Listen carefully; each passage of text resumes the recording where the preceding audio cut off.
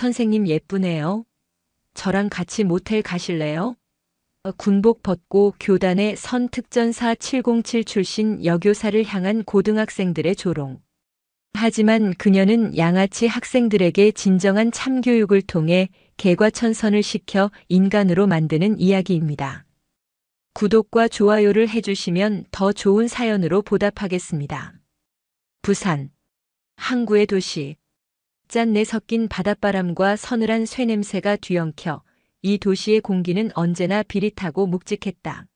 하늘은 종종 거대한 제철소의 용광로에서 뿜어져 나온 연기에 가려 희뿌연 회색빛이었고 백고동 소리는 잠들지 않는 도시의 심장 소리처럼 낮고 길게 울려 퍼졌다.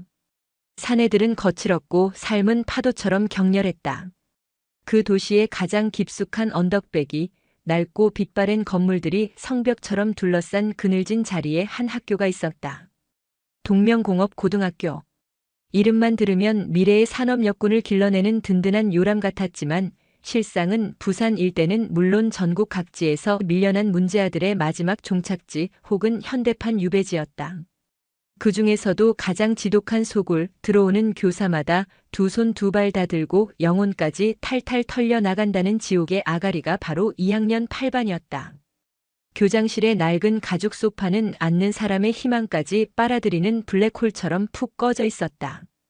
교장 서병철은 마른 세수를 연거푸하며 맞은편에 앉은 여자를 힐끔거렸다. 어깨를 살짝 넘는 머리를 단정하게 하나로 묶고 화장기 없는 깨끗한 얼굴에 수수한 정장 차림. 언뜻 보면 이제 막 교단에 선 평범한 초임 교사 같았다.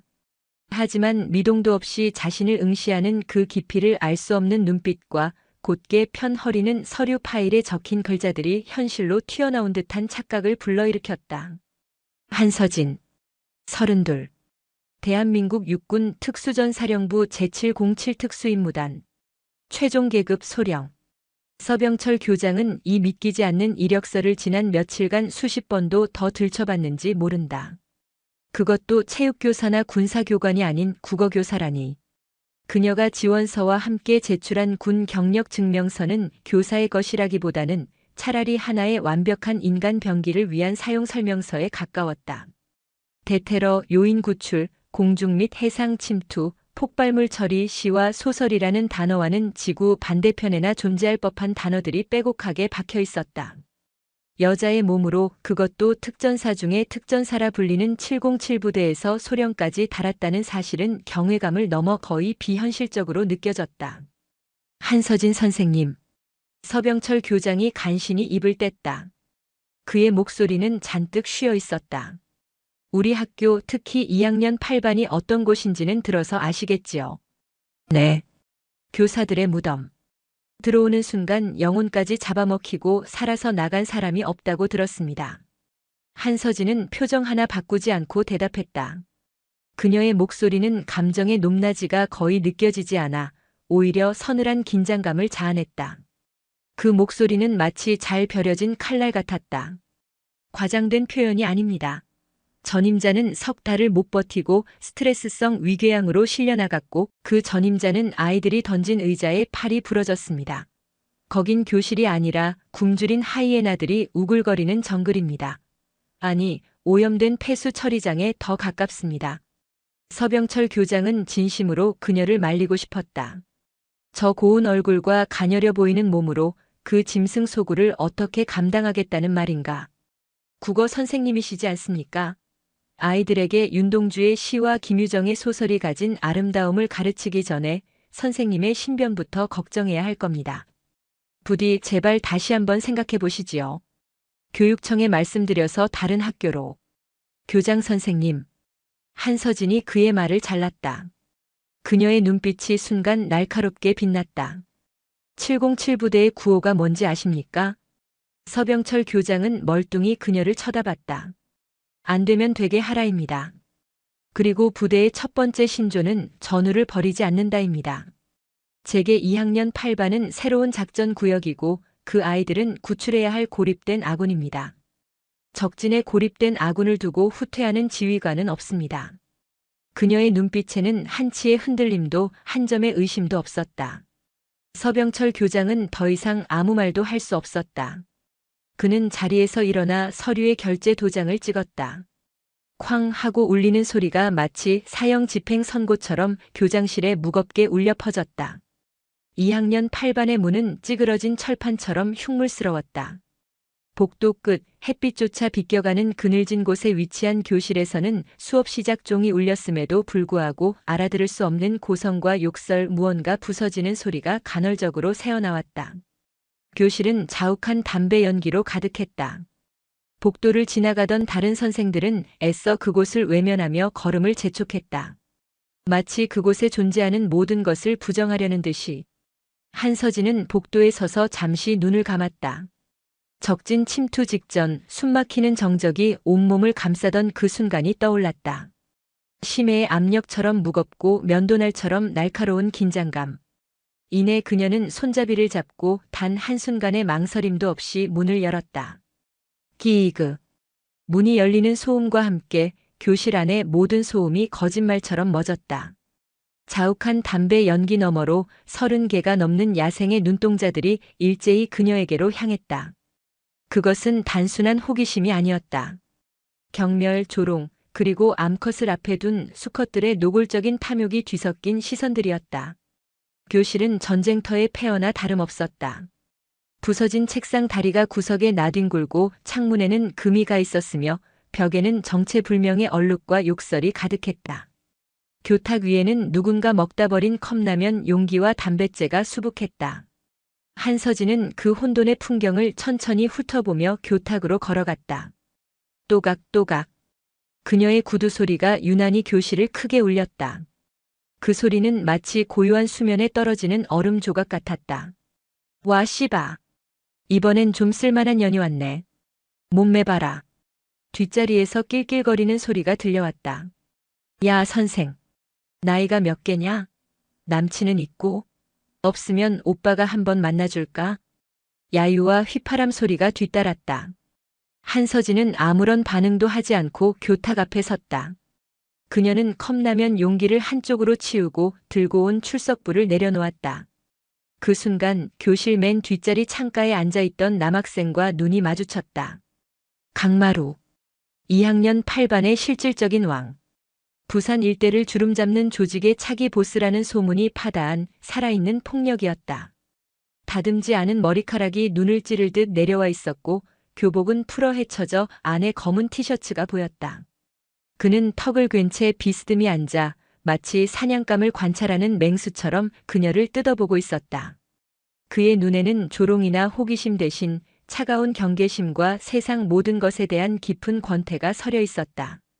그는 입에 문 담배를 빼지도 않은 채 보란듯이 연기를 길게 내뿜었다.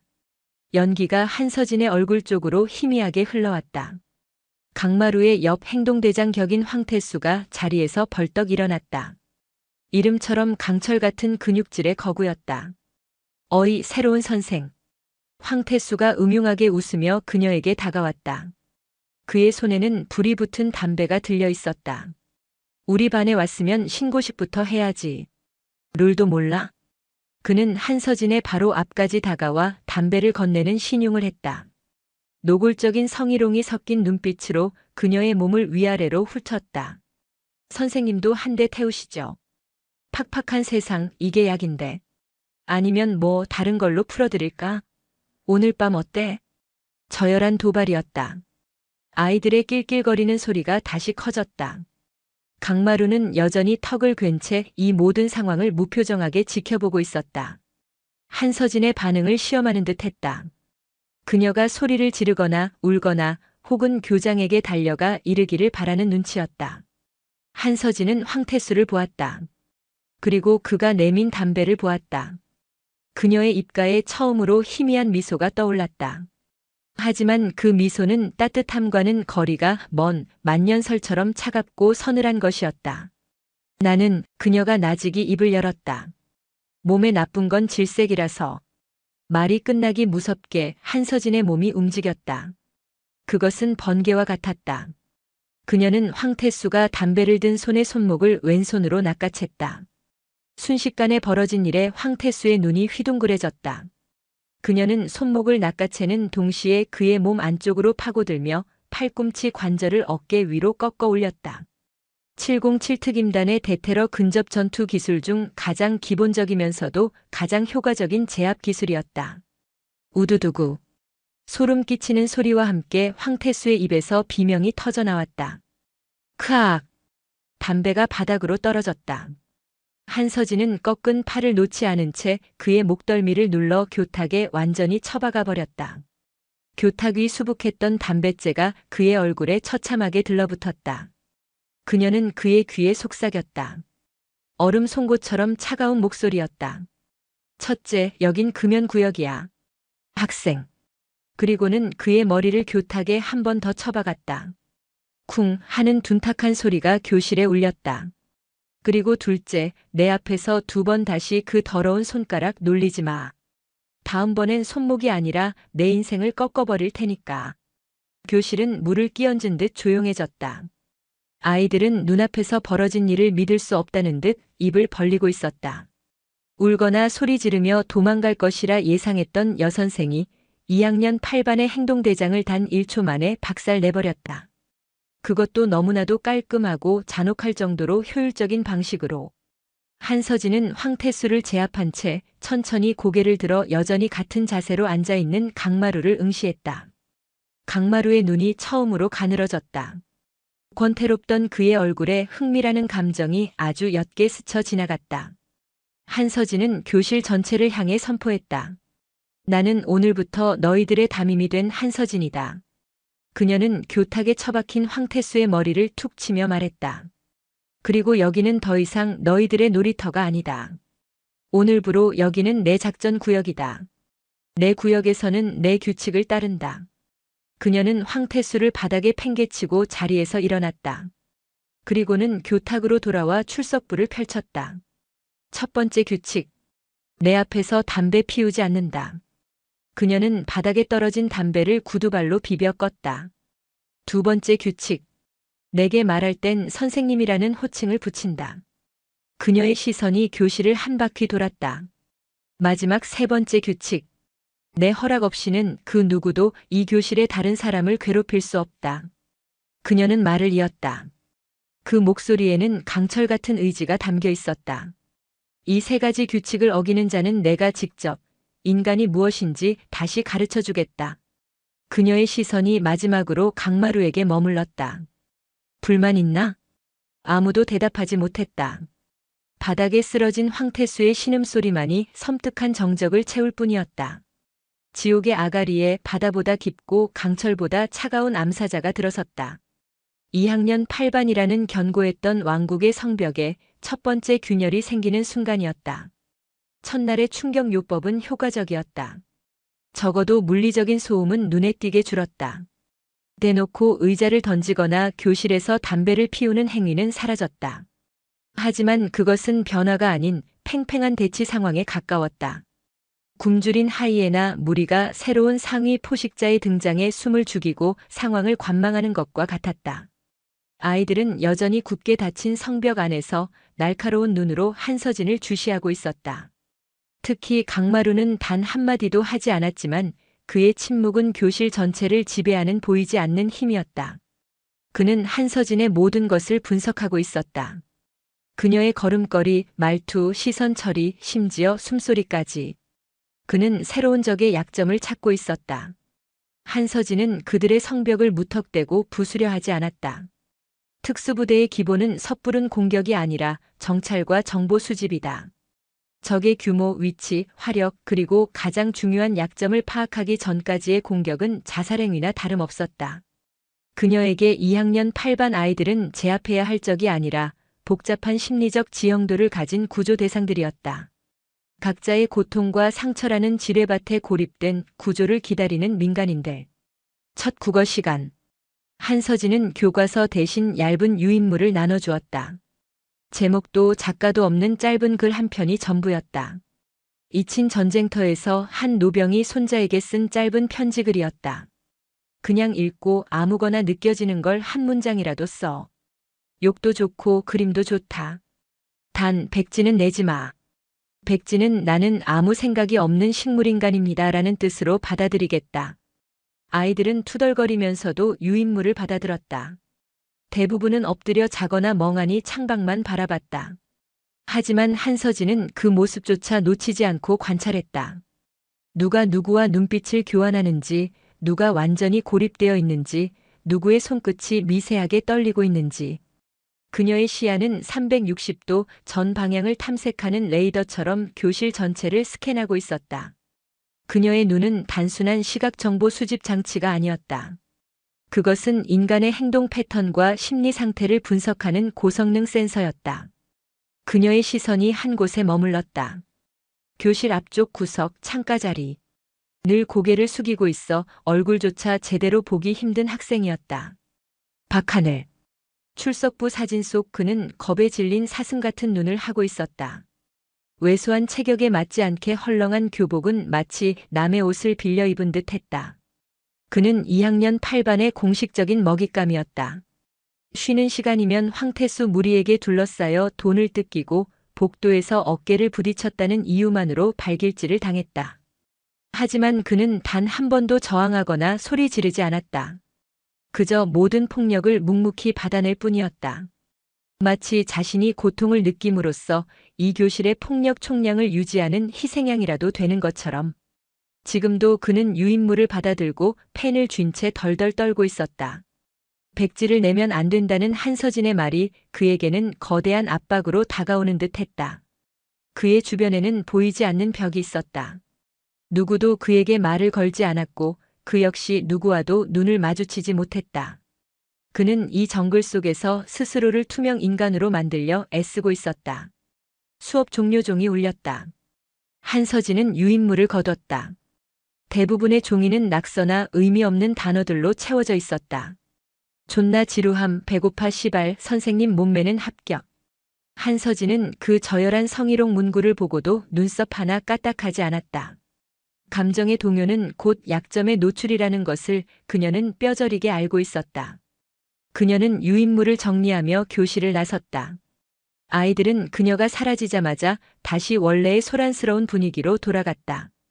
그리고 어김없이 황태수와 그 무리들이 박하늘의 자리로 어슬렁거리며 다가갔다. 야, 빵 셔틀.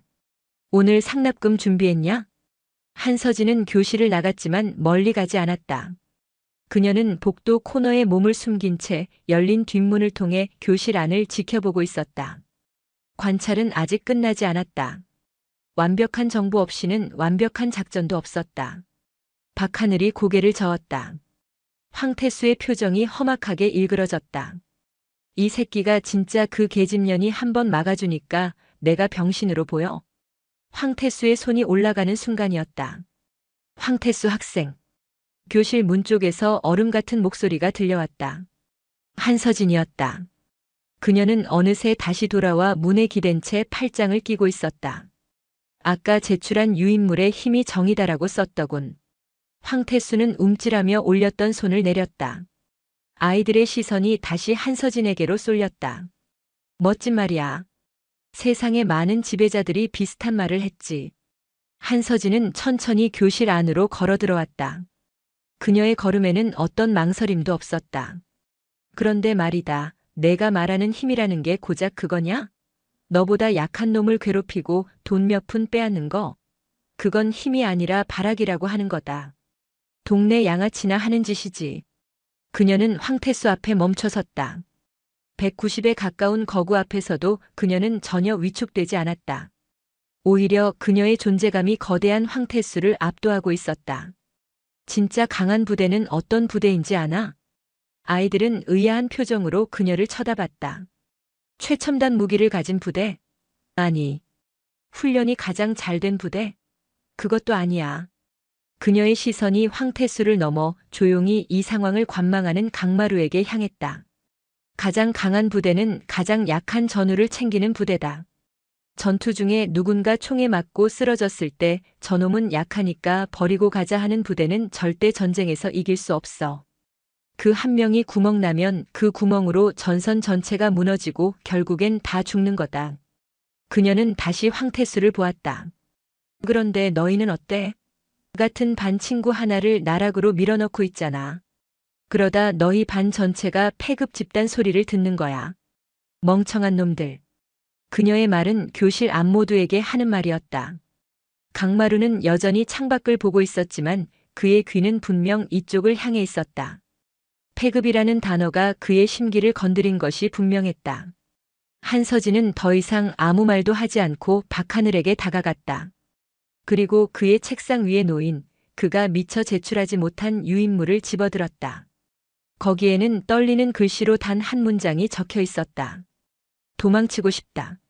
한서진은 그 종이를 조용히 접어 주머니에 넣었다. 그리고는 박하늘의 어깨를 가볍게 툭 쳤다. 박하늘 학생 따라와. 그녀는 박하늘을 데리고 교무실로 향했다. 남겨진 교실에는 어색한 침묵만이 흘렀다. 황태수는 분을 사귀지 못해 주먹을 부들부들 떨었고 강마루는 처음으로 창밖에서 시선을 거두고 한서진과 박하늘이 사라진 문 쪽을 바라보았다. 그의 눈에 알 수 없는 감정이 스쳐 지나갔다. 교무실 옆 텅 빈 학생 상담실. 한서진은 박하늘을 의자에 앉히고 자신은 맞은편에 섰다. 왜 도망치고 싶지? 박하늘은 고개를 들지 못하고 손가락만 만지작거렸다. 도망치면 아무도 널 못 보겠지. 그럼 더 이상 괴롭힘 당하지 않을 테고. 박하늘의 어깨가 움찔했다. 하지만 동시에 아무도 널 도와줄 수 없어. 내가 거기 있는지조차 모르니까. 한서진은 주머니에서 접었던 종이를 꺼내 테이블 위에 펼쳤다. 도망치고 싶다라는 문장이 다시 나타났다. 이건 구조 신호다. 맞나? 박하늘은 한참을 망설이다 아주 작게 고개를 끄덕였다. 좋아. 신호는 접수했다. 이제부터 대응 작전에 들어간다. 한서진의 눈빛이 교관의 그것으로 바뀌었다. 작전명은 메아리. 내 목소리가 메아리처럼 돌아올 수 있도록 만드는 작전이다. 첫 번째 훈련. 지금부터 나랑 눈을 마주치고 10초를 버틴다. 실시. 박하늘은 당황해서 고개를 저었다. 그는 누구와도 눈을 마주치는 것을 극도로 두려워했다. 못해요. 특전사에서는 안 된다고 말하지 않아. 해보겠다고 말하거나 할 수 있다고 말하지. 넌 민간인이니 해보겠다까지는 봐주겠다. 다시. 눈 마주치고 10초. 실패하면 성공할 때까지 반복한다. 한서진의 목소리는 단호했다. 박하늘은 울며 겨자 먹기로 천천히 고개를 들었다.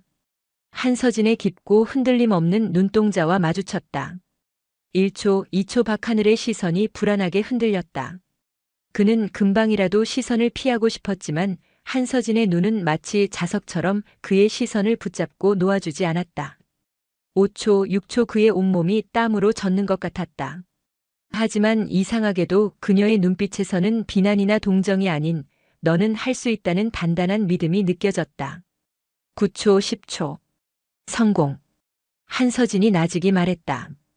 박하늘은 그제야 긴장이 탁 풀리며 숨을 몰아쉬었다. 별거 아니지? 두 번째 훈련. 내일 아침 황태수에게 딱 한마디만 한다. 좋은 아침. 박하늘의 얼굴이 새하얘졌다. 그걸 어떻게 해? 그냥 말만 해. 대답은 기대하지 마. 반응도 신경 쓰지 마. 그냥 내뱉고 내 자리로 가는 거야. 할 수 있겠나? 박하늘은 망설였다. 하지만 방금 전 10초의 성공 경험이 그의 마음에 작은 용기의 씨앗을 심어 놓았다. 그는 아주 작게 하지만 분명하게 고개를 끄덕였다. 그 순간 2학년 8반이라는 견고한 요새를 내부에서부터 무너뜨릴 보이지 않는 작전이 조용하지만 강철 같은 의지로 시작되고 있었다. 새로운 교전 수칙은 조용했지만 교실의 공기를 미묘하게 바꾸어 놓았다. 다음 날 아침 박하늘은 교실 문 앞에서 수십 번을 망설였다. 그의 심장은 금방이라도 터져나올 듯 미친 듯이 뛰고 있었다. 교실 안에서는 황태수가 자기 무리와 시끄럽게 떠들고 있었다. 박하늘은 떨리는 목소리로 모기만 한 소리를 냈다. 좋은 아침. 황태수는 듣지도 못했다. 주변의 소음에 완전히 묻혀버렸다. 하지만 박하늘은 해냈다. 그것은 그에게 있어 에베레스트를 등반한 것과 같은 성공이었다. 그는 비틀거리며 자기 자리로 돌아와 엎드렸다. 온몸이 식은땀으로 젖어 있었다. 한서진은 그 모습을 복도에서 조용히 지켜보고 있었다. 작은 불씨 하나가 성공적으로 옮겨붙는 것을 확인한 지휘관처럼. 하지만 강마루는 그 모든 미세한 변화를 놓치지 않았다. 그는 박하늘의 입모양과 그 순간의 어색한 공기를 분명히 읽었다. 그는 한서진이 박하늘이라는 가장 약한 고리를 통해 자신의 왕국에 균열을 내려는 의도를 정확히 꿰뚫어 보고 있었다. 약자는 도태되는 것이 정글의 법칙이고 그것이 강마루가 아는 세상의 유일한 규칙이었다. 그런데 저 여자는 그 법칙을 정면으로 거스르고 있었다.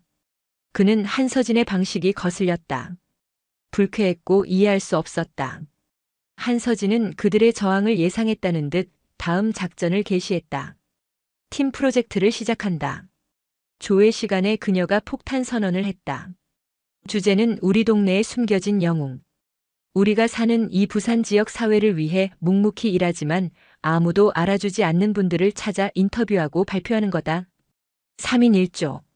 조는 내가 정한다. 교실이 순간 술렁였다. 아이들은 끼리끼리 어울리는 것에 익숙했다. 강제적인 조 편성에 대한 반감이 터져나왔다. 한서진은 아랑곳하지 않고 칠판에 조별 명단을 띄웠다. 그리고 가장 극적인 조합. 사조 강마루, 황태수, 박하늘. 교실 전체가 경악했다. 왕과 행동대장 그리고 그들의 먹잇감을 한 팀으로 묶어버린 것이나 다름없었다. 선생님, 이건 아니죠. 황태수가 대놓고 항의했다. 이딴 찐따 새끼랑 뭘 하라고요. 강마루는 아무 말도 하지 않았지만 그의 눈빛은 지금 장난하자는 건가라고 말하고 있었다. 이해 있나? 그럼 혼자 해.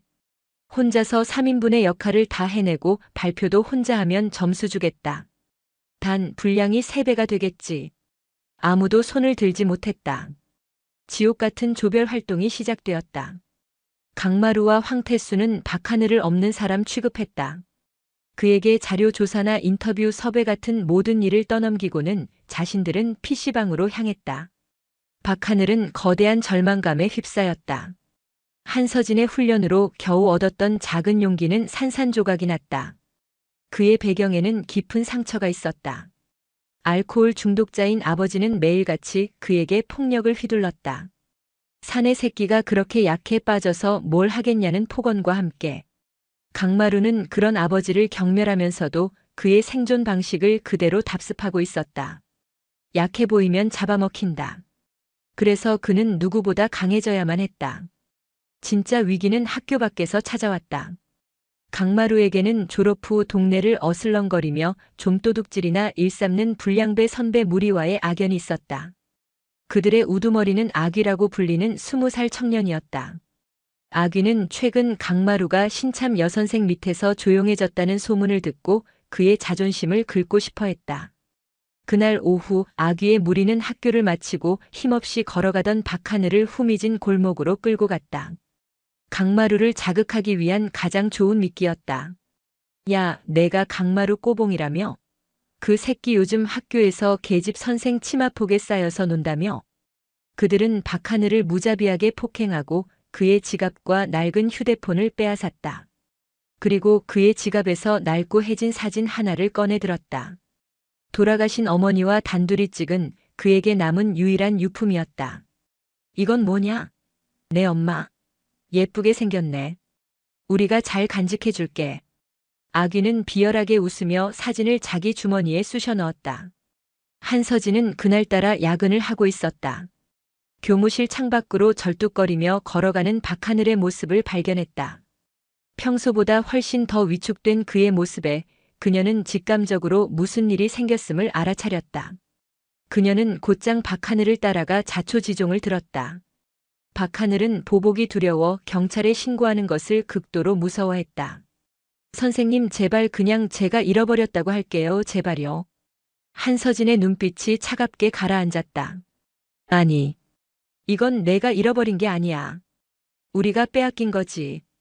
그녀는 경찰에 신고하는 대신 혼자서 움직이기로 결정했다.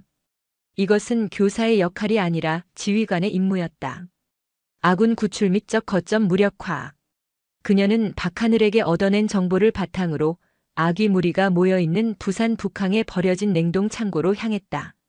어둠이 내린 항구는 스산한 바닷바람만 가득했다. 한서진은 망설임 없이 창고의 낡은 철문을 열고 들어섰다. 창고 안에서는 대여섯 명의 청년들이 빼앗은 돈으로 술판을 벌이고 있었다. 갑자기 나타난 미모의 여성을 보고 그들은 휘파람을 불며 저열한 농담을 던졌다. 오, 마루 대신 선생님이 직접 오셨어? 몸으로 갚으려고? 아귀가 비웃으며 그녀에게 다가왔다. 그가 한서진의 어깨에 손을 올리려는 순간 그녀의 몸이 반사적으로 움직였다. 그것은 싸움이 아니었다. 일방적인 무력화 과정이었다. 그녀는 아귀의 손목을 낚아채 안쪽으로 파고들며 팔꿈치 관절을 역으로 꺾었다. 비명과 함께 아귀가 쓰러지자 옆에 있던 놈이 쇠 파이프를 휘둘렀다. 한서진은 상체를 살짝 숙여 파이프를 피하는 동시에 그의 복부에 정확하게 팔꿈치를 꽂아 넣었다. 윽소리와 함께 남자가 쓰러졌다. 나머지들이 겁에 질려 주춤하는 사이 그녀는 테이블을 박차고 날아올라 공중에서 두 놈의 관자놀이를 각각 발로 걷어찼다. 모든 것이 1분도 채 걸리지 않았다. 707 특임단의 대인 격투술은 살상이 아닌 가장 효율적인 제압을 목표로 했다. 한서진은 바닥에 쓰러져 신음하는 아귀의 멱살을 잡아 올렸다. 그리고 그의 귀에 조용히 하지만 뼈에 사무치는 목소리로 속삭였다. 내 학생 물건. 그리고 사진. 어디 있나? 아귀는 공포에 질려 떨리는 손으로 자신의 주머니를 가리켰다. 한서진은 그것을 챙겨 들고 다시 아귀를 보았다. 내 학생들한테서 떨어져. 다시 한번 내 눈에 띄거나 그 아이들 이름이 내 더러운 입에서 나오는 날엔. 그녀는 손에 들었던 쇠 파이프로 옆에 있던 드럼통을 내리쳤다. 꽝으. 귀를 찢는 굉음과 함께 드럼통이 찌그러졌다. 그땐 이까지 깡통이 아니라 내 인생을 이렇게 구겨주지. 그날 밤. 강마루는 거리의 소문을 통해 그날 밤의 일을 전해들었다. 새로운 미친 여선생 하나가 혼자서 아귀 일당을 전부 박살냈다는 믿기 힘든 이야기. 그는 혼란스러웠다. 경멸하고 무시했던 그저 계집일 뿐이었던 선생이 자신이 그토록 증오하는 양아치들로부터 자신과 자신의 먹잇감을 지켜주었다. 그의 견고했던 세계관에 거대한 망치가 내리쳐졌다.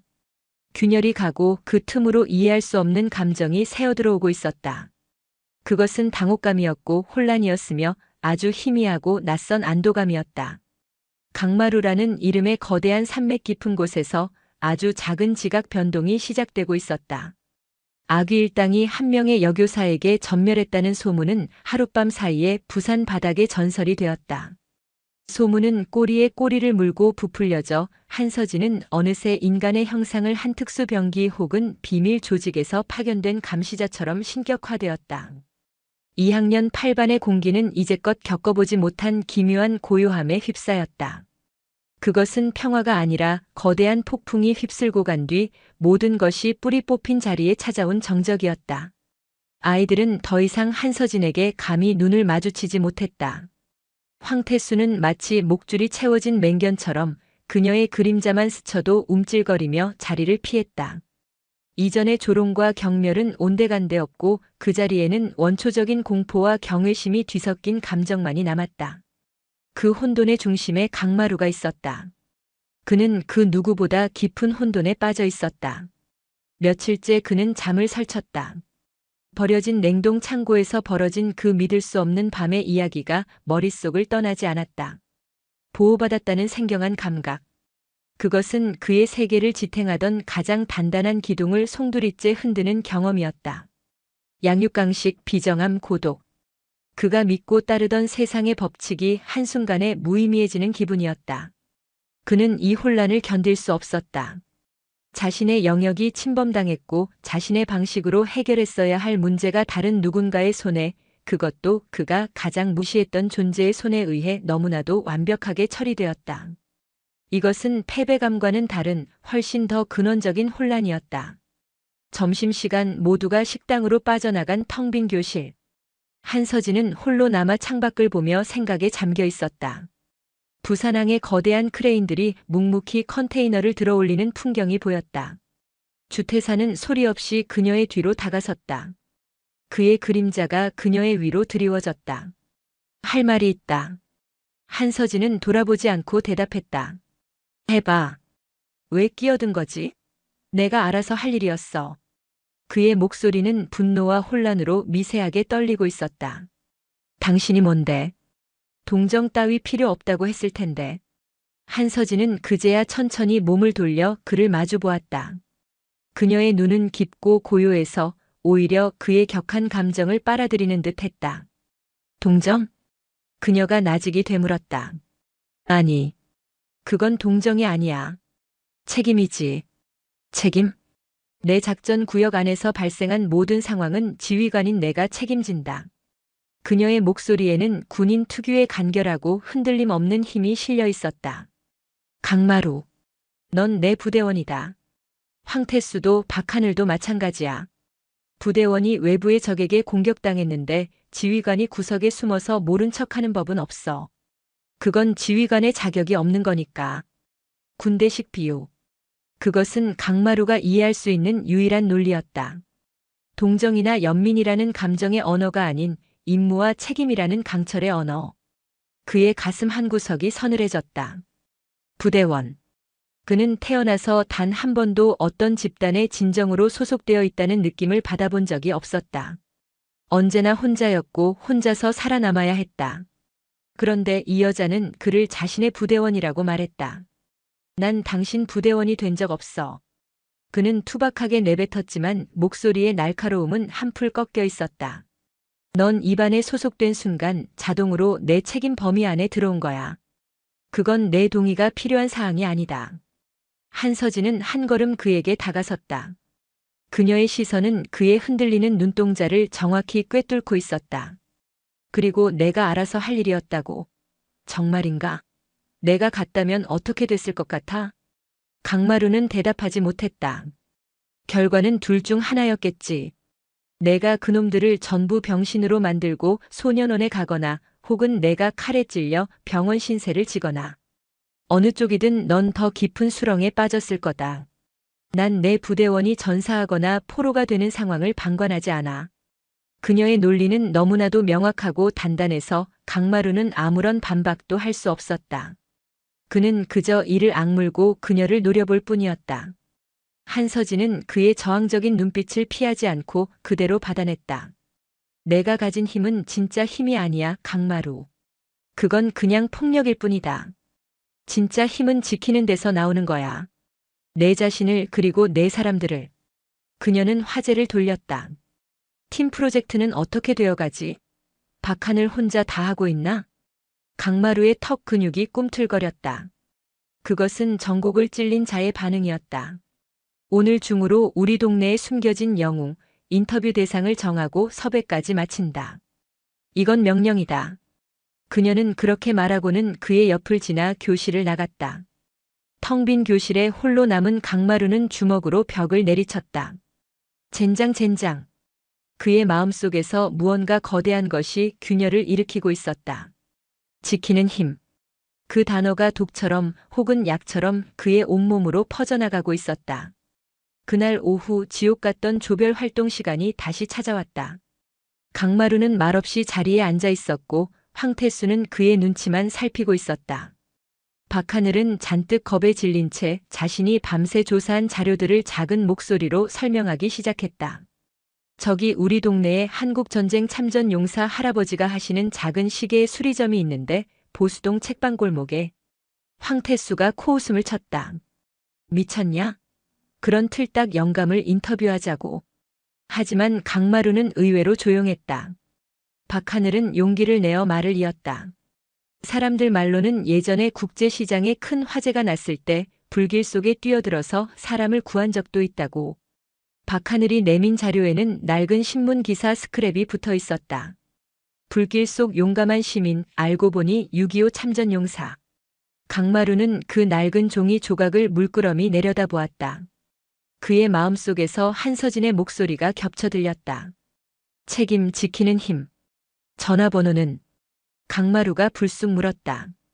박하늘과 황태수가 동시에 그를 쳐다봤다. 그 할아버지 가게 전화번호 있냐고. 박하늘이 더듬거리며 수첩에서 번호를 찾아주었다.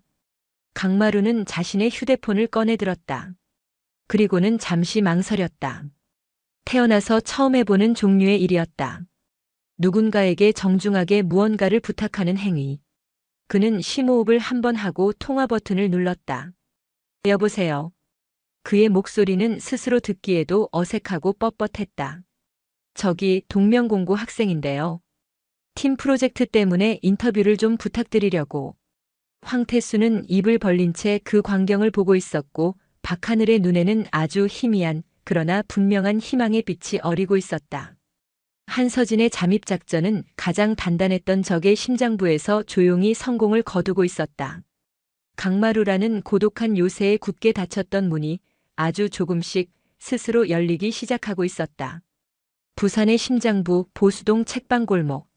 세월의 덮개가 내려앉은 헌책들이 뿜어내는 쿰쿰한 종이 냄새와 좁은 골목을 오가는 사람들의 활기가 뒤섞인 그곳에 시간마저 길을 잃은 듯한 작은 가게가 있었다. 시간의 흔적. 낡은 나무 간판 아래 쇼윈도에는 수십 개의 낡은 시계들이 저마다의 속도로 혹은 멈춘 채로 과거의 시간을 증언하고 있었다. 강마루, 황태수, 박하늘. 어울리지 않는 세 사람은 마치 다른 차원의 세계에 발을 들인 것처럼 어색하게 가게 앞에 서 있었다. 강마루의 전화 통화는 의외로 성공적이었다. 전화를 받은 할아버지는 귀찮다는 듯 쓸데없는 짓 말고 공부나 하라고 투박하게 말했지만 학생들이 꼭 한 번 뵙고 싶어 한다는 박하늘의 떨리는 목소리가 더해지자 마지못해 승낙했다. 세 사람이 머뭇거리며 가게 안으로 들어섰다. 돋보기 안경 너머로 작은 부품들을 들여다보던 노인이 고개를 들었다. 희끗희끗한 머리, 깊게 팬 주름, 그리고 예리하게 빛나는 눈빛. 한국전쟁 참전용사 노진섭 씨였다. 그는 학생들을 아래 위로 훑어보더니 특히 강마루와 황태수의 풀어헤친 교복과 불량한 자세를 보고 혀를 찼다. 학교에서 쫓겨나서 할 일 없으니 이런 거나 하러 다니나? 첫마디부터 가시가 돋쳤다. 황태수의 얼굴이 울컥 달아올랐고 강마루의 눈빛도 차갑게 가라앉았다. 박하늘은 겁에 질려 고개를 숙였다. 인터뷰는 시작도 하기 전에 끝장날 분위기였다. 바로 그때 가게 문에 달린 종이 딸랑 맑은 소리를 냈다. 선배님 오랜만에 인사드립니다. 한서진이었다. 그녀는 어느새 그들의 뒤를 따라와 있었다. 손에는 작은 술병 하나가 들려 있었다. 노진섭 옹에 굳어있던 얼굴이 한서진을 보고 순간 미세하게 변했다.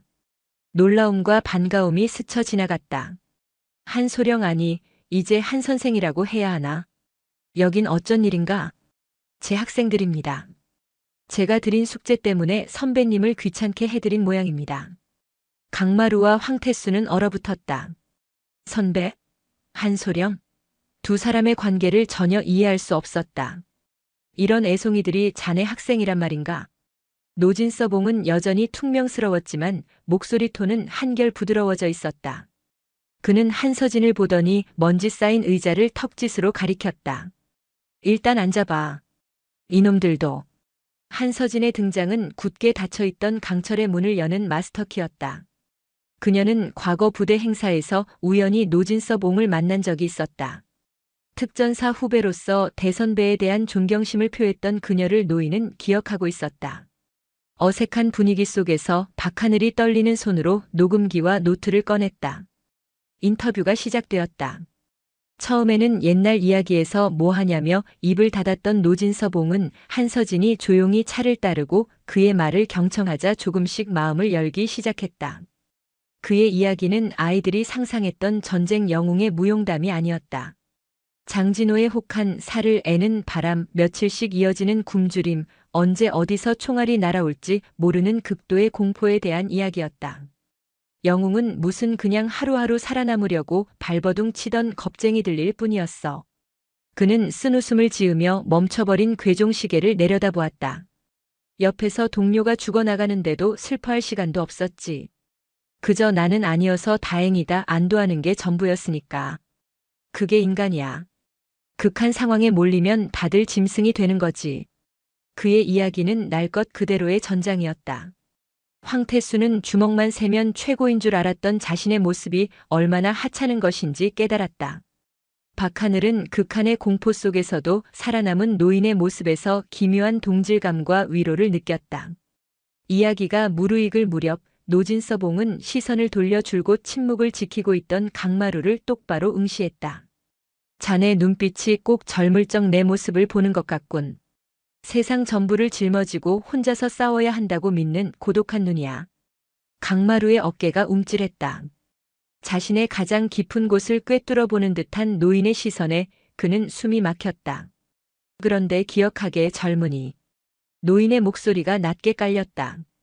가장 강한 사람은 한 번도 쓰러지지 않는 사람이 아니야. 쓰러졌을 때 전우에게 기꺼이 등을 맡기고 함께 일어서는 사람이지. 진짜 적은 밖에 있는 게 아니야. 나 혼자라고 되뇌며 스스로를 고립시키는 그 마음속 겁쟁이가 진짜 적이야. 그 말은 거대한 망치가 되어 강마루의 심장을 내리쳤다. 그것은 매일 밤 술에 취해 세상과 아내를 탓하며 폭력을 휘두르는 자신의 아버지에 대한 이야기였고, 동시에 그 아버지를 경멸하면서도 똑같이 고립되어 가고 있는 자기 자신에 대한 사형 선고였다. 인터뷰가 끝나고 가게를 나서는 세 사람 사이에는 무거운 침묵이 흘렀다. 하지만 이전의 적대적인 침묵과는 결이 달랐다. 각자의 마음속에서 거대한 파도가 일고 난 뒤의 고요함이었다. 자갈치 시장의 왁자지껄한 소음 속으로 걸어 들어갈 무렵 황태수가 머리를 극적이며 박하늘에게 불쑥 말을 걸었다. 야, 너 아까 필기 잘하더라. 박하늘은 놀라 눈을 동그랗게 떴다. 태어나서 처음으로 황태수에게 들어보는 비아냥이 섞이지 않은 말이었다. 그는 어쩔 줄 몰라 하며 작게 고개를 끄덕였다. 작지만 거대한 변화의 시작이었다. 강마루는 그들보다 몇 걸음 앞서 걷고 있었다. 그는 멈춰서서 어두워지는 상점 쇼윈도에 비친 자신의 얼굴을 보았다. 노진서봉의 말처럼 고독과 분노로 일그러진 얼굴. 그는 처음으로 자신의 얼굴이 낯설게 느껴졌다. 그리고 그 낯선 자기 자신에 대한 깊은 질문이 시작되었다. 나는 대체 누구인가? 낡은 전장에서 날아온 늙은 병사의 메아리가 굳게 닫혀있던 소년의 마음에 거대한 파문을 일으키고 있었다. 학생들 사이에 일어난 미세한 변화는 단단한 얼음 밑으로 흐르는 물줄기처럼 조용했지만 그들의 위태로운 평화는 오래가지 못했다. 가장 위험한 적은 언제나 내부에 있는 법이다. 2학년 8반에는 오상진이라는 학생이 있었다. 강마루처럼 반을 휘어잡는 힘도 황태수처럼 과시적인 폭력성도 없는 그저 그런 학생이었다. 그는 교실의 혼란을 틈타 아이들을 상대로 불법 스포츠 도박 사이트를 운영하고 돈을 빌려주고 높은 이자를 뜯어내며 자신만의 작은 왕국을 구축하고 있었다. 한서진이 오고 난 뒤 교실에 새로운 질서가 잡히고 강마루의 관심이 다른 곳으로 향하자 그의 사업은 큰 타격을 입었다. 그는 한서진과 그녀에게 동조하기 시작하는 강마루를 포함한 반 아이들 전체에게 앙심을 품고 있었다. 오상진은 기회를 노렸다. 마침 학교 축제가 다가오고 있었다. 2학년 8반은 축제의 메인 행사로 거의 사용하지 않던 낡은 대강당에서 귀신의 집을 운영하기로 했다. 아이들은 처음으로 무언가를 함께 만들어낸다는 사실에 들떠 있었다. 강마루의 지휘 아래 황태수와 아이들은 꽤 그럴듯한 귀신의 집을 꾸며냈다. 오상진은 바로 이 축제를 이용하기로 했다. 그는 대강당의 낡은 전기시설과 소방 설비가 허술하다는 것을 알고 있었다. 그는 무대 뒤쪽 낡은 커튼과 소품들이 쌓여 있는 곳에 작은 불을 내어 축제를 망치고 그 책임을 안전불감증 2학년 8반과 담임 한서진에게 뒤집어 씌울 음모를 꾸몄다. 축제 당일 학교는 학생들과 학부모, 외부 방문객들로 인산인해를 이루었다. 2학년 8반의 귀신의 집은 그야말로 대성공이었다. 아이들은 처음으로 함께 땀 흘리며 무언가를 이뤄냈다는 성취감에 기뻐했다. 해가 저물고 축제가 절정에 달했을 무렵 오상진은 몰래 대강당 무대 뒤로 향했다. 그는 낡은 배전반에 교묘하게 합선을 일으켜 불꽃을 만들었다. 순식간에 불꽃은 먼지 쌓인 낡은 커튼으로 옮겨 붙었다. 하지만 그는 마른 나무 소품과 페인트 같은 인화성 물질의 위험을 과소평가했다. 불은 그의 예상을 훨씬 뛰어넘는 속도로 맹렬하게 번져나가기 시작했다. 불이야. 누군가의 비명과 함께 대강당은 순식간에 아수라장이 되었다. 전기가 나가고 암흑이 찾아오자 사람들은 비명을 지르며 유일한 출입구로 몰려들었다. 하지만 한꺼번에 몰린 인파에 문이 막혀버렸다. 검은 연기가 순식간에 강당을 채웠고 사람들은 기침을 하며 쓰러지기 시작했다. 설상가상으로 귀신의 집 가장 안쪽 방에는 미처 빠져나오지 못한 박하늘과 길을 잃고 헤매던 어린 중학생 몇몇이 갇혀 있었다. 모두 진정해. 입과 코를 막고 자세를 낮춰. 축제 현장을 감독하던 한서진의 목소리가 혼란을 뚫고 울려 퍼졌다. 그녀의 눈빛은 순식간에 평시의 교사에서 전시의 지휘관으로 바뀌어 있었다. 강마루. 그녀가 외쳤다. 강마루는 본능적으로 그녀를 돌아봤다. 너랑 황태수는 소화기를 찾아. 나머지 학생들은 이쪽 벽을 뚫는다. 비상구는 막혔어. 그녀는 강당 측면에 있는 굳게 닫힌 낡은 비상용 철문을 가리켰다. 강마루와 황태수는 한치의 망설임도 없이 그녀의 지시에 따라 움직였다. 그들은 더 이상 불량 학생이 아니었다. 지휘관의 명령에 따라 움직이는 최정예 부대원이었다.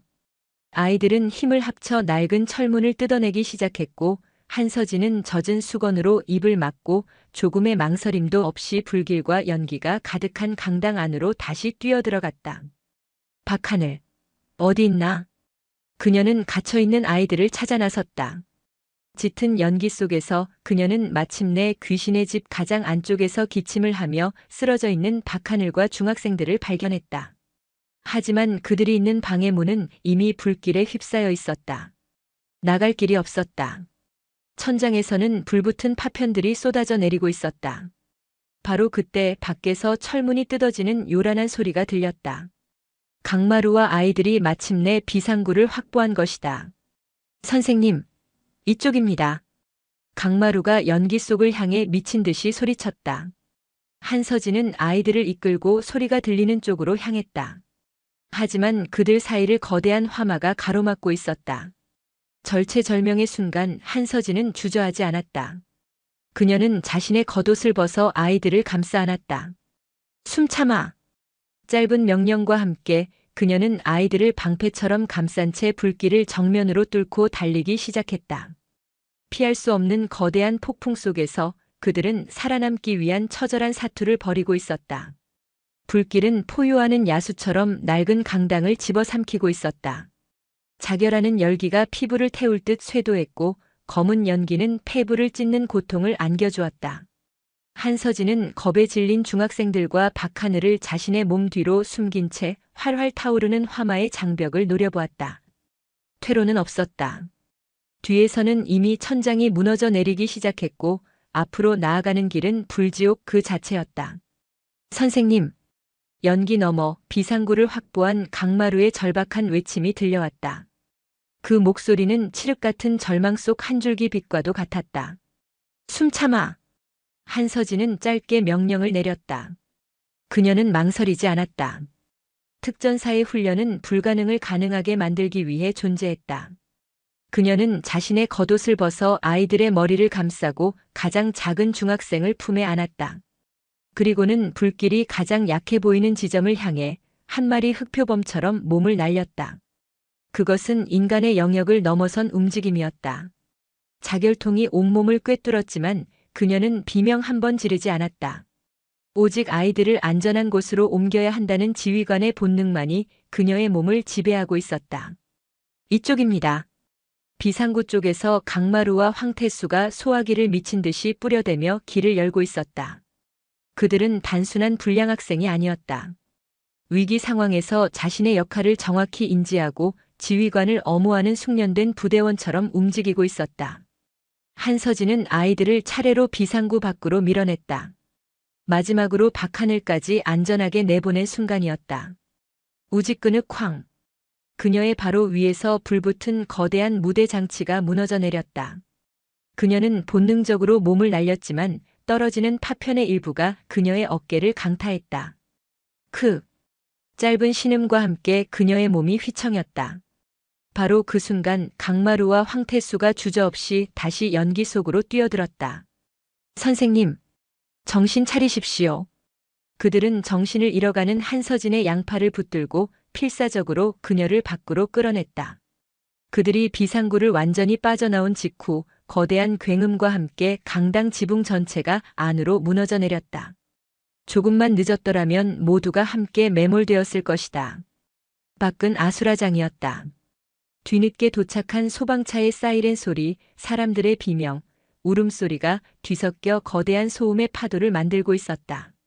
그 혼란의 한가운데 2학년 8반 아이들은 약속이라도 한 듯 들것에 실려나가는 한서진의 주위를 에워싸고 있었다.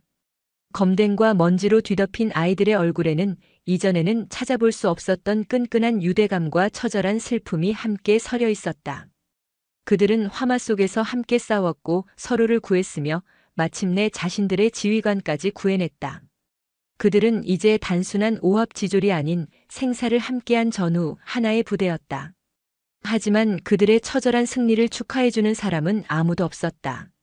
안도의 한숨이 채가시기도 전에 학교에는 새로운 폭풍이 몰아치기 시작했다. 교장 서병철은 새하얗게 질린 얼굴로 달려온 교육청 장학사들 앞에서 고개를 숙이고 있었고 몇몇 학부모들은 어떻게 학교 안전관리를 이따위로 하느냐며 고성을 지르고 있었다. 그들의 분노에는 희생양이 필요했다. 그리고 모든 화살은 영웅적인 구조 활동을 펼쳤음에도 불구하고 의식불명 상태로 병원에 누워있는 한서진에게로 향하고 있었다. 미승인된 장소에서 위험한 행사를 주관한 담임교사. 평소에도 폭력적인 성향을 보였던 문제교사. 불량 학생들을 제대로 통제하지 못해 대형 참사를 유발한 책임자. 진실은 무자비한 책임론 앞에 힘을 잃었다. 아이들의 영웅은 어른들의 세계에서 가장 편리한 희생양이 되어가고 있었다. 이 모든 상황을 사건의 진범인 오상진은 군중 속에 숨어 비릿한 미소를 지으며 지켜보고 있었다. 그의 계획은 예상보다 훨씬 더 큰 성공을 거두고 있었다. 며칠 뒤 한서진은 의식을 회복했다. 어깨에는 심한 화상을 입었지만 다행히 생명에는 지장이 없었다. 하지만 그녀를 기다리고 있는 것은 따뜻한 위로가 아닌 교육청 특별감사팀의 차가운 조사였다. 병실에 찾아온 윤지원 장학사는 그녀에게 영웅에 대한 예우 대신 잠재적 범죄자에 대한 취조를 시작했다. 한서진 선생님. 선생님의 무모한 판단이 수많은 학생들을 위험에 빠뜨렸다는 사실을 인정하십니까? 한서진은 링거를 꽂은 채 침대에 누워 무감정한 눈으로 그녀를 바라보았다. 저는 제 학생들을 구했을 뿐입니다. 구했다고요? 애초에 선생님이 그 위험천만한 행사를 허가하지 않았다면 일어나지도 않았을 일입니다.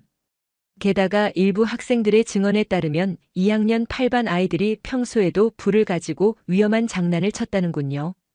이걸 알고도 묵인한 겁니까? 오상진이 퍼뜨린 거짓 소문은 이미 감사팀에게는 확정된 사실처럼 받아들여지고 있었다. 강마루와 아이들은 분노했다.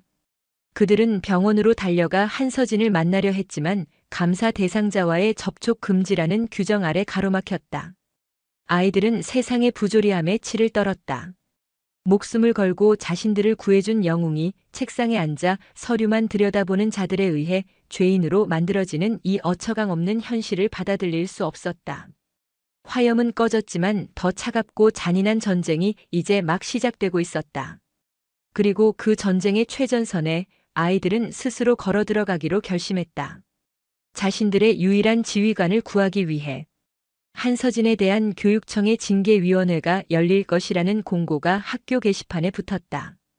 대강당 화재 사건에 대한 책임이라는 명목이었지만 사실상 모든 죄를 그녀에게 뒤집어 씌우려는 공개적인 마녀 사냥의 시작이었다. 강마루는 더 이상 분노만 하고 있지 않았다. 그의 머리는 냉철하게 돌아가기 시작했다. 그는 한서진이 가르쳐준 대로 적을 분석하고 전략을 세웠다. 그는 2학년 8반 아이들을 이끌고 자신들만의 전쟁 준비에 돌입했다. 작전명은 카운터 리콘, 적의 정찰에 맞서는 역정찰 작전이었다. 지금부터 우리의 전쟁은 세계의 전선에서 동시에 진행된다. 밤늦게 모인 아지트에서 강마루가 아이들 앞에 섰다.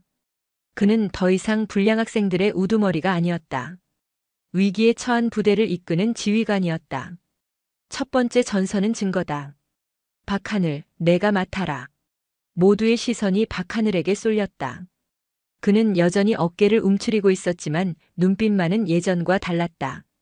그날 화재 현장에 있었던 우리 반 아이들, 그리고 우리가 구해준 중학생들까지 한 명도 빠짐없이 찾아가서 진술서를 받아. 한서진 선생님이 우리를 어떻게 구했는지, 얼마나 필사적이었는지. 감정에 호소하는 게 아니야. 육하원 측에 따라 정확한 사실만을 기록해. 우리의 진실이 저들의 거짓보다 더 단단하다는 걸 증명해야 한다. 박하늘은 주먹을 꽉 쥐며 고개를 끄덕였다. 두 번째 전선은 증인이다. 황태수, 이건 내 몫이다. 황태수가 기다렸다는 듯 나섰다. 우리에겐 우리 편에 서줄 어른이 필요해. 무게감 있는 증인. 보수동의 노진섭 할아버지를 찾아가라. 그분이라면 책상 물림들이 감히 무시하지 못할 거야.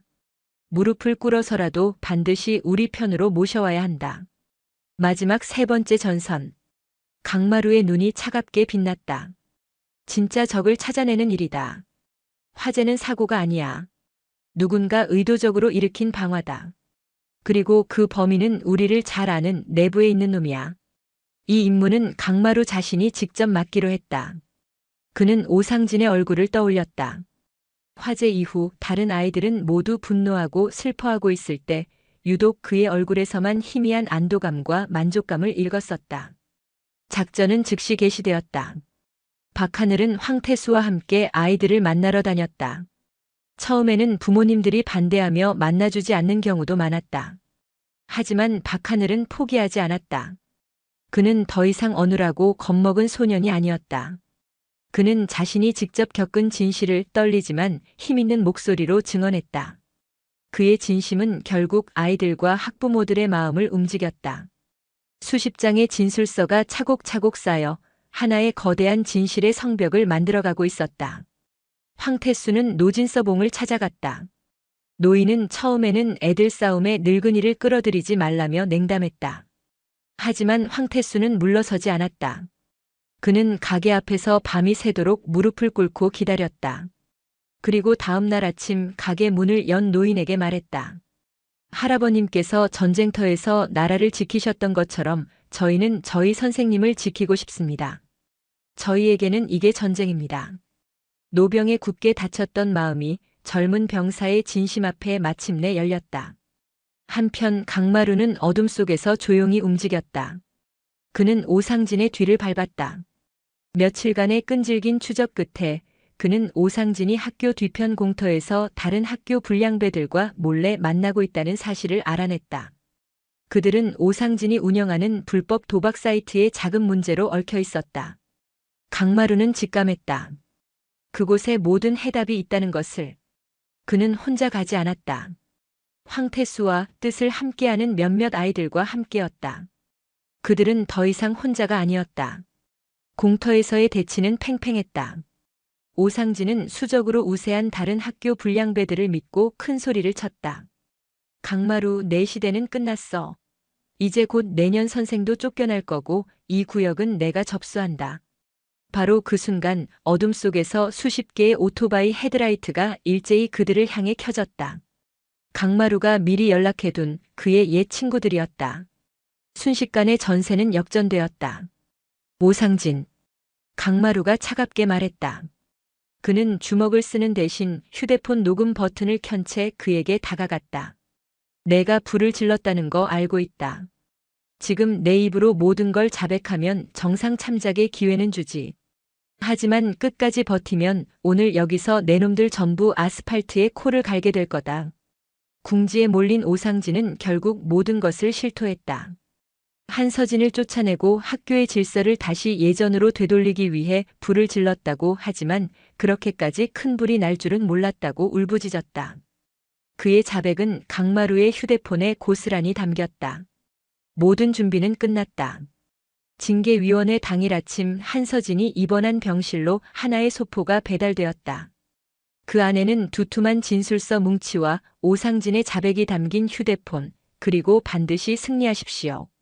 저희는 사령관님과 함께입니다. 라고 적힌 짧은 편지가 들어 있었다. 보이지 않는 적을 향한 보이지 않는 검이 마침내 그 모습을 드러냈다. 징계위원회가 열리는 교육청 대회의실은 숨막히는 적막감에 휩싸여 있었다. 윤지원 장학사를 필두로 한 위원회와 학교 관계자들, 그리고 피해 학생 학부모라는 이름으로 배석한 오상진의 부모까지. 그들 맞은편에 깁스를 한 팔을 제외하고는 완벽하게 교사로서의 품위를 갖춘 한서진이 홀로 앉아 있었다. 회의는 윤지원 장학사의 모두 발언으로 시작되었다. 그녀는 오상진의 거짓 증언과 조작된 정황들을 근거로 한서진을 학생들을 선동하여 학교의 안정을 해치고 예측 불가능한 위험을 초래한 부적격 교사로 몰아갔다. 모든 것이 그녀의 시나리오대로 흘러가는 듯 했다. 위원들은 굳은 표정으로 고개를 끄덕였고 한서진의 파면은 기정사실처럼 보였다. 피진술인 한서진 선생님 이해 있습니까?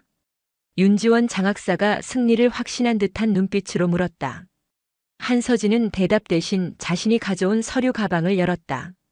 이의를 제기하기 전에 위원회에 먼저 제출할 증거 자료가 있습니다. 그녀는 가장 먼저 박하늘이 모아온 수십 장의 진술서 뭉치를 테이블 위에 올려놓았다. 이것은 화재 당시 현장에 있었던 학생들이 직접 작성한 진술서입니다. 제가 아니라 이 아이들의 목소리를 먼저 들어주시기 바랍니다. 윤지원 장학사는 코웃음을 쳤다. 문제아들의 말을 어떻게 믿습니까? 자신들의 담임 교사를 비호하기 위해 입을 맞췄을 가능성이 농후합니다. 그렇습니까? 한서진은 다음 자료를 꺼냈다. 오상진의 자백이 담긴 휴대폰이었다. 그렇다면 이것도 들어보시죠. 그녀는 망설임 없이 녹음 파일을 재생했다. 회의실 전체에 오상진의 울음 섞인 자백이 생생하게 울려 퍼졌다. 자신의 범행을 시인하고 한서진에게 죄를 뒤집어 씌우려 했던 모든 계획이 만천하에 공개되었다. 오상진의 부모는 얼굴이 새하얗게 질렸고 윤지원 장학사는 믿을 수 없다는 표정으로 서류 더미와 한서진을 번갈아 보았다. 그녀가 공들여 쌓아 올렸던 거짓의 성이 한순간에 무너져 내렸다. 바로 그때였다. 벌커그. 회의실 문이 열리고 낡은 해병대 정복을 입은 노진섭 옹이 안으로 들어섰다. 그의 등 뒤로 강마루와 황태수, 박하늘이 굳은 표정으로 서 있었다. 어르신은 누구신데? 위원 중 한 명이 소리쳤지만 노인의 위험 있는 기세에 압도당해 말을 잇지 못했다. 나는 저기 앉아있는 한서진 선생의 후배를 위해 목숨을 바쳤던 이 나라의 늙은 군인이오. 노인은 회의장을 가로질러 증인석으로 향했다. 당신들은 지금 책상에 앉아서 서류 쪼가리만 가지고 사람을 재단하고 있소. 하지만 나는 봤소. 저 아이들이 자신들을 위해 목숨을 건 저 선생을 지키기 위해 얼마나 필사적이었는지를. 저 아이들이야말로 한서진 선생이 얼마나 훌륭한 교육자인지를 증명하는 가장 확실한 증거란 말이오. 노병의 일갈에 회의실은 찬물을 끼얹은 듯 조용해졌다. 모든 것이 끝났다. 위원장은 떨리는 목소리로 한서진에 대한 모든 징계 절차를 철회한다고 선언했다. 더불어 사건의 진범인 오상진과 허위 사실 유포에 가담한 정황이 있는 학부모에 대한 경찰 수사를 의뢰하겠다고 밝혔다. 완벽한 승리였다. 회의실 문이 닫히고 한서진은 아이들 앞에 섰다. 강마루, 황태수, 박하늘. 그리고 그들의 뒤에 서 있는 수많은 2학년 8반 아이들. 고맙다. 한서진이 나직이 말했다. 그녀의 눈시울이 붉어졌다. 너희들이야말로 내가 군복을 입었던 그 어떤 순간보다도 더 자랑스러운 나의 부대다. 강마루가 앞으로 나서 어색하지만 진심을 담아 거수 경례를 붙였다. 사령관님께 대하여 경례. 황태수와 박하늘 그리고 다른 아이들도 일사불란하게 경례를 했다. 그들의 어설픈 경례는 그 어떤 군대의 사열보다도 더 뜨겁고 진실된 충성의 맹세였다. 심판의 날은 끝났다. 그리고 2학년 8반이라는 이름의 부대는 그들의 가장 치열했던 전투에서 마침내 승리했다. 심판의 날이 지나간 2학년 8반 교실에는 기적 같은 평화가 찾아왔다. 이전에 혼돈이 파괴와 자기 혐오를 향해 있었다면 이제 교실을 채운 소음은 생명력 넘치는 건설의 소리였다. 아이들은 책상에 앉아 있었다. 물론 여전히 소란스러웠다. 여기저기서 욕설이 터져나왔고 모르는 수학 문제를 두고 멱살잡이 직전까지 가는 험악한 분위기가 연출되기도 했다.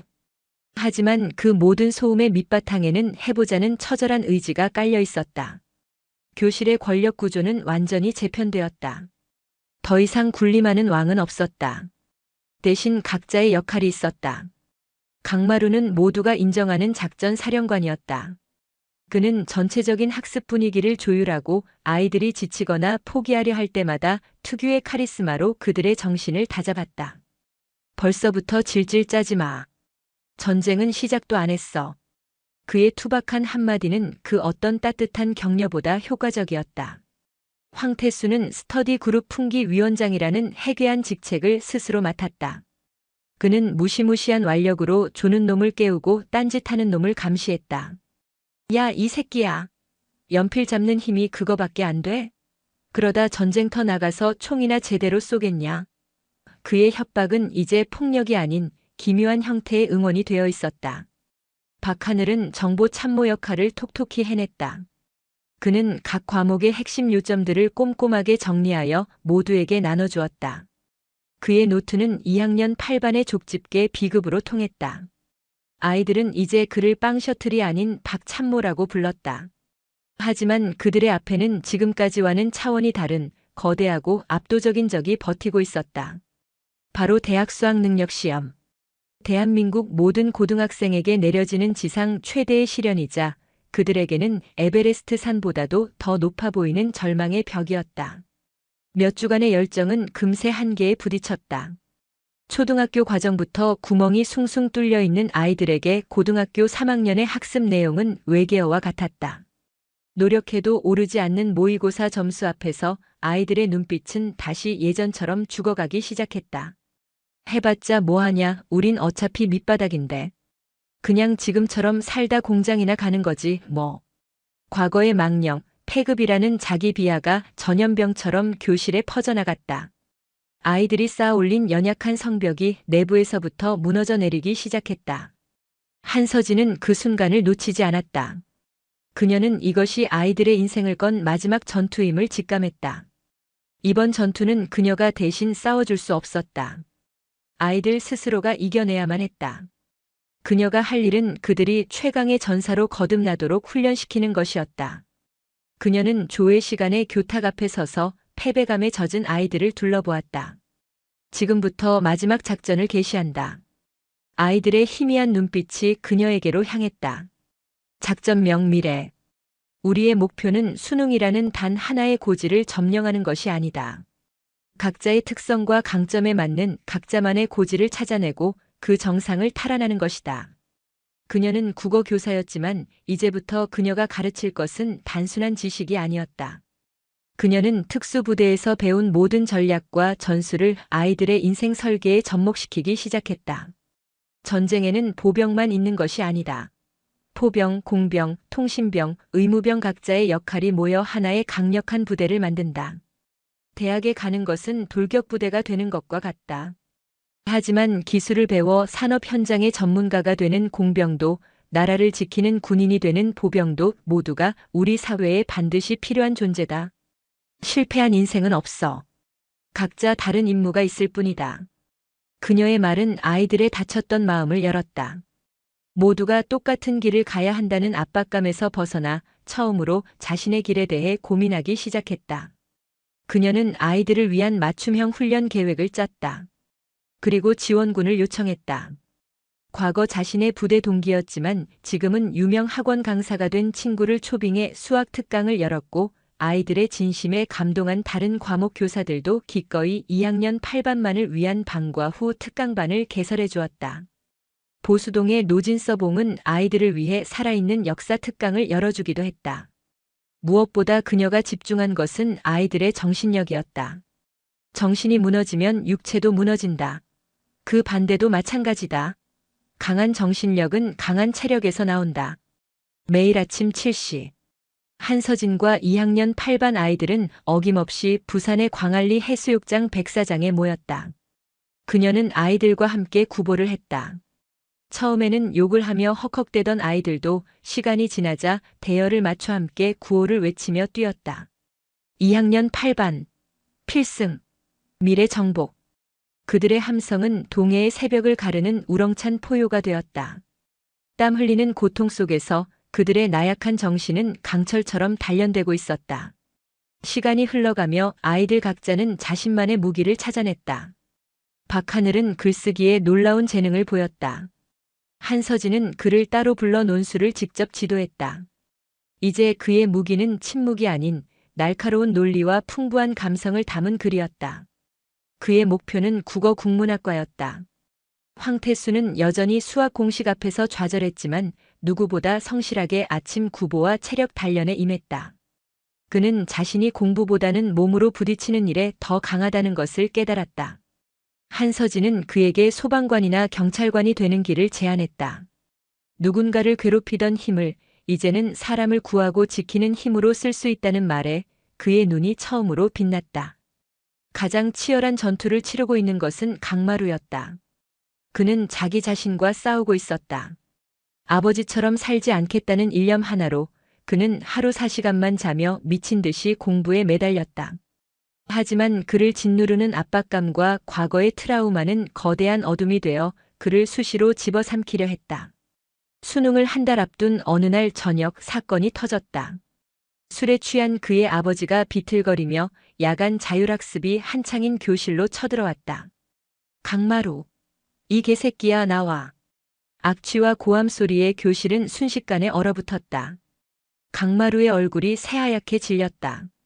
가장 보여주고 싶지 않은 자신의 치부를 함께 싸우는 전우들 앞에서 모두 들켜버렸다. 아버지의 눈에는 아들에 대한 기대가 아닌 자신의 실패를 전가할 대상을 찾은 광기가 서려 있었다. 라는 놈이 공부는 무슨 공부. 당장 나와서 돈 안 벌어와. 아버지가 교실로 들어와 그의 머리채를 잡으려는 순간 강마루의 눈빛이 예전처럼 차갑고 난폭하게 변했다. 이성의 끈이 끊어지기 직전이었다. 그가 주먹을 꽉 쥐고 자리에서 일어서려 할 때 한서진이 그의 어깨를 가만히 눌렀다. 그녀는 아버지에게 맞서지 않았다. 대신 강마루의 귀에 나직이 속삭였다. 지금이야 마루야. 이제 내가 싸울 차례다. 저 증오의 사슬을 내 손으로 직접 끊어내. 주먹이 아니라 내 인생으로 증명해 보여. 저렇게 되지 않겠다는 너의 약속을 내 스스로 지켜내. 강마루는 떨리는 눈으로 한서진을 보았다. 그녀의 눈에는 흔들림 없는 믿음이 담겨 있었다. 그는 심호흡을 하고 평생을 두려워하고 증오했던 아버지의 눈을 정면으로 마주 보았다. 그는 소리치지 않았다. 대신 얼음처럼 차갑고 단호한 목소리로 말했다. 다시는 찾아오지 마십시오. 아버지는 아들의 기세에 순간 주춤했다. 저는 아버지처럼 살지 않을 겁니다. 제 인생을 살 겁니다. 그러니까 이제 제 인생에서 나가 주십시오. 그것은 아들이 아버지에게 건네는 사실상의 결별 선언이었다. 강마루는 그렇게 말하고 미련 없이 돌아서서 자신의 자리에 앉아 다시 책을 펼쳤다. 그의 아버지는 아들의 그 서늘한 뒷모습에 압도당해 아무 말도 하지 못하고 비틀거리며 사라졌다. 강마루는 마침내 자기 안의 가장 큰 적을 상대로 승리했다. 결전의 날. 대학 수학능력 시험일의 새벽은 유난히 차가웠다. 시험장 앞 2학년 8반 아이들이 모두 모여 있었다. 그들의 얼굴에는 긴장감이 역력했지만 두려움은 없었다. 함께 지옥 훈련을 마치고 결전장으로 나서는 전사들의 비장함만이 감돌았다. 한서진도 그 자리에 있었다. 그녀는 힘내라거나 잘 봐라 같은 평범한 말을 하지 않았다. 그녀는 아이들 한 명 한 명과 눈을 맞춘 뒤 그들을 향해 각 잡힌 거수 경례를 붙였다. 작전 개시. 전원 임무 완수하라. 아이들도 어색하게 하지만 진심을 담아 그녀에게 경례했다. 그리고 각자의 전쟁터로 향했다. 몇 달이 흐른 뒤 졸업식 날. 동명공고의 강당은 희망과 아쉬움으로 가득 찼다.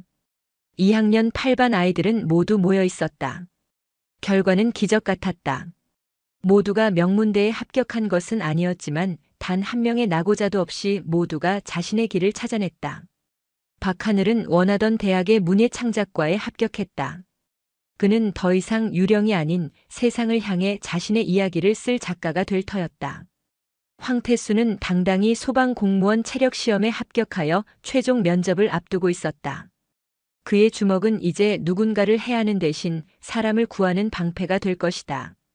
그리고 강마루. 그는 모두의 예상을 깨고 경찰 행정학과에 합격했다. 과거에 자신과 같은 아이들을 지키고 불의와 싸우는 경찰이 되고 싶다는 꿈을 갖게 된 것이었다. 졸업식이 끝나고 아이들은 한서진에게 작은 상자 하나를 건넸다. 상자 안에는 노진서봉이 직접 수리하고 닦아준 낡고 멋스러운 군용 시계가 들어있었다. 시계 뒷면에는 작은 글씨가 새겨져 있었다. 우리의 멈춰있던 시간을 다시 흐르게 해주신 지휘관님께. 2학년 8반 부대원 일동. 모든 소란이 끝난 오후. 한서진은 홀로 텅 빈 2학년 8반 교실에 서 있었다. 어지러운 낙서, 부서진 책상, 담배 연기로 가득했던 지옥의 풍경은 온데간 없었다. 햇살이 교실 구석구석을 환하게 비추고 있었다. 그녀는 아이들이 앉았던 빈자리들을 하나하나 천천히 둘러보았다. 지난 1년간의 전쟁 같았던 시간들이 파노라마처럼 스쳐 지나갔다. 그녀는 창가로 다가가 늘 강마루가 앉아있던 자리에 서서 밖을 내다보았다. 여전히 부산의 하늘은 잿빛이었고 항구의 크레인들은 묵묵히 움직이고 있었다. 하지만 이상하게도 더 이상 그 풍경이 절망스럽게 보이지 않았다. 그곳은 이제 절망의 도시가 아니었다. 맹수 같던 아이들이 치열하게 싸우고 울고 웃으며 마침내 자신의 길을 찾아 떠난 희망의 시작점이었다.